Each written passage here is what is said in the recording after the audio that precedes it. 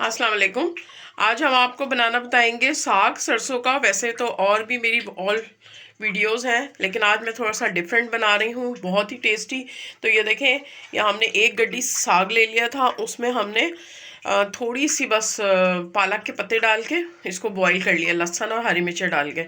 और इसको हल्का सा थोड़ा सा हमने वैसे अगर आप कूटना चाहें तो कूट लें उससे दानी से जो, वरना तो आप इसको ग्राइंड कर सकते हैं। ठीक है, ये कर लिया। अच्छा, ये भगार में चीज़ें जाएंगी, 3-4 लहसुन और ये 4-5 गोल मिर्चें। अच्छा, ये एक प्याज है छोटी सी, ये हमने चॉप कर ली है। ये 2 चम्मच हमने लिया है मकई का आटा, अदरक लहसुन, और ये 3 से 4 हरी मिर्चें। थोड़ा सा दही भी डालूंगी। आप ज़रा वीडियो के साथ रहिएगा, आपको बहुत ही मज़े का साग बनाने लगी हूँ।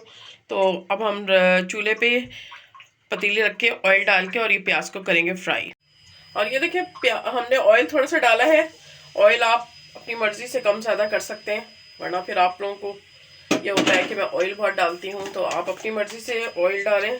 और हाफ टी स्पून हम डालेंगे इसमें ज़ीरा। अब इसको करेंगे फ्राई। और ये देखिए, प्याज हो गई फ्राई। हाफ टी स्पून हम डालेंगे इसमें अदरक लहसुन। और जैसे ही थोड़ा सा ब्राउन होगा ना, तो अब हम इसमें डाल देंगे साग।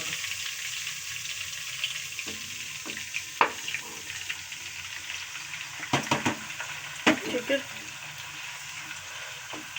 और इसको 2 मिनट के लिए छोड़ देंगे। अब देखिए, नमक इसमें कम डालेंगे क्योंकि हमने बॉईल करते वक्त भी डाला था। हाफ टी स्पून हम डालेंगे कुटी हुई लाल मिर्च, और हाफ टी स्पून डालेंगे हम सॉल्ट। और ये जो आटा है ना मकई का, ये भी डाल देंगे। और इसको 15 मिनट के लिए रख देंगे पकाने के लिए, मिक्स करके। और ये देखिए, इसका ऑयल जो है ये देखिए सेपरेट होना शुरू हो गया। इसका मतलब इसका पानी सारा एब्जॉर्व कर लिया है आटे ने।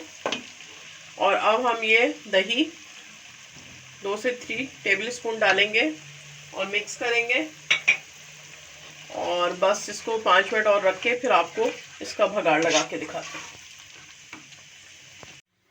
और ये देखिए, हमने बाउल में निकाल लिया है, ये रेडी है।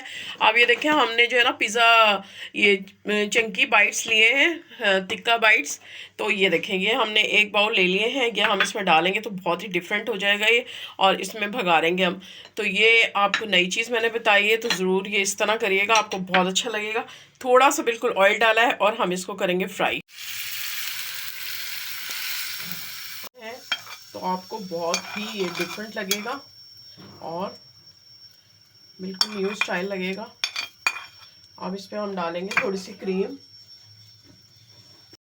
और ये आज हमने बटर नहीं डाला है, हमने थोड़ा सा क्रीम डाली है, उससे हमने गार्निशिंग किया है। तो ये ज़रूर ट्राई कीजिएगा, ज़रूर बनाइएगा, बहुत ही टेस्टी बनता है। तो उम्मीद है कि आपके बच्चे भी खाएंगे, क्योंकि ये बहुत ही टेस्टी बनता है। तो आप इस तरह बनाइएगा साग, आपको भी अच्छा लगेगा। वीडियो पसंद आया, वीडियो को लाइक करना है, शेयर करना है, और मेरे चैनल को सब्सक्राइब भी करना है। मिलती हूँ अपनी नेक्स्ट रेसिपी के साथ, तब तक के लिए अल्लाह हाफिज़।